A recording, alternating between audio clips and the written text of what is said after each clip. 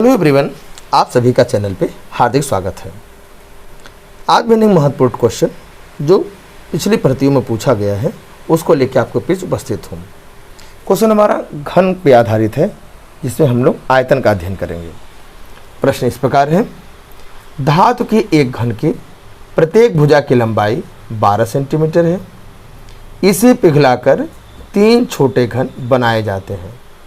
इन घनों में से 2 की भुजाएं क्रमशः 6 सेंटीमीटर और 8 सेंटीमीटर है। तीसरे घन की भुजा प्रत्येक भुजा की लंबाई क्या होगी? ध्यान समझा जाए।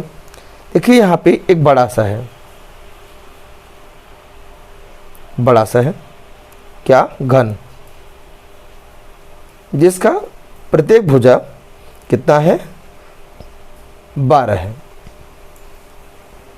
इसे गला करके छोटे छोटे 3 ठो घन बनाए जाते हैं। इसी को गला करके पहला, ऐसे ही दूसरा,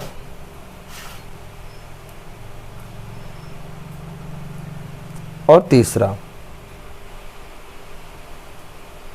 कुछ ऐसा आप इमेजिनेशन कर सकते हैं, मैं बनाने का प्रयास कर रहा हूं। इसका दिया है 6, इसका दिया है 8। अब इसका साइड पूछ रहा है, मैंने पहले का दिया है A1 कह दीजिए, दूसरे का A2 कह दीजिए और तीसरे का A3 कह दीजिए। हमें पता है कि जो पूरा वॉल्यूम होगा, बड़े वाले वॉल्यूम होगा, आयतन होगा, वो इन तीनों छोटों के आयतन के मिला के बराबर होगा। क्यों?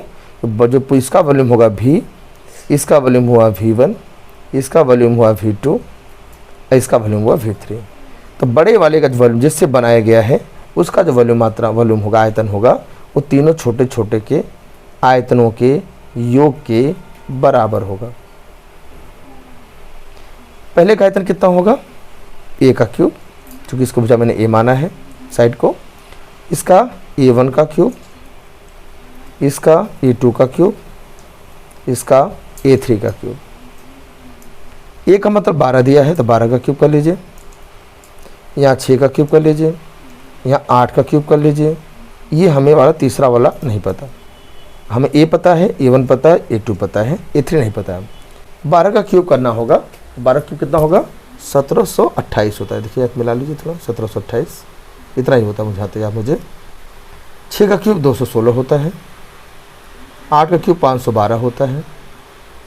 हमें तीसरा वाला नहीं पता है, तो हम 512 और 216 को जोड़ेंगे। आइए जोड़ा जाए। 1728 बराबर 512 और 216 का जो योग होता है वो 728 होता है, प्लस A3 का क्यूब हो जाएगा।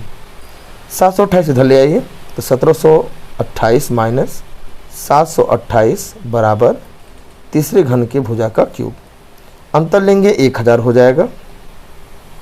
तीसरे भुजा का साइड का क्यूब हो जाएगा। ये 1000 को इस 10 का क्यूब कहते हैं। तो प्रश्न पूछा है कि तीसरा भुजा क्या होगा?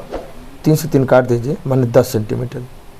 जो तीसरा वाला होगा उसका साइड क्या होगा? 10 सेंटीमीटर। यही प्रश्न का एकदम सही और सटीक आंसर है। शायद आप समझ गए हैं और यही प्रश्न का एकदम सही आंसर है। इस तरह क्वेश्चन प्रतियोगी परीक्षा में बार बार पूछा जाता है। आप इसे प्रिपेयर कर लीजिए। मैं डिटेल समझा दिया, आप इसे शॉर्ट भी कर सकते हैं, डायरेक्ट कर सकते हैं। कैसे लिखेंगे? 12 का क्यूब बराबर 6 का क्यूब प्लस 8 का क्यूब और प्लस x का क्यूब कर दीजिए, ऊपर से सॉल्व कर दीजिए, आंसर आ जाएगा। मिलते हैं अगले क्वेश्चन में, तब तक thank you and bye bye.